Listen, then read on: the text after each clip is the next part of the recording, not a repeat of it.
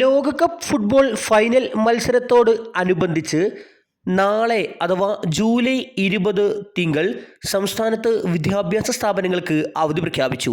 വിശദമായ വീഡിയോയിലേക്ക് കടക്കുന്നതിന് മുമ്പ് ഈ വീഡിയോ ആദ്യം ഒന്ന് ലൈക്ക് ചെയ്ത് കാണാൻ ശ്രദ്ധിക്കുക. ഉപകാരപ്രദമായാൽ ഷെയർ ചെയ്യാൻ മറക്കാതിരിക്കുക.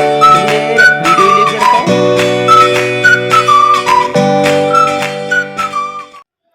ഫിഫ ലോകകപ്പ് ഫൈനൽ പ്രമാണിച്ച് തിങ്കളാഴ്ച അഥവാ നാളെ സംസ്ഥാനത്തെ എല്ലാ സ്കൂളുകൾക്കും അവധി നൽകിയതായി വിദ്യാഭ്യാസ മന്ത്രി എൻ ശംസുദ്ദീൻ. കുട്ടികൾ അവധി ആവശ്യപ്പെട്ടുകൊണ്ടിരിക്കുകയായിരുന്നു. 4 ദിവസമായി നിരവധി കോളുകളാണ് വന്നത്. കുട്ടികളുടെ ആവശ്യപ്രകാരമാണ് നാളെ അവധി പ്രഖ്യാപിച്ചിരിക്കുന്നതെന്ന് മന്ത്രി എൻ ശംസുദ്ദീൻ പറഞ്ഞു.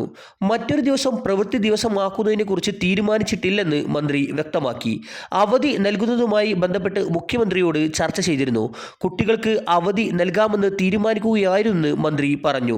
കുട്ടികളിൽ കായിക താൽപര്യം പരിഗണിച്ചാണ് അവധി നൽകിയതെന്ന് മന്ത്രി പറഞ്ഞു.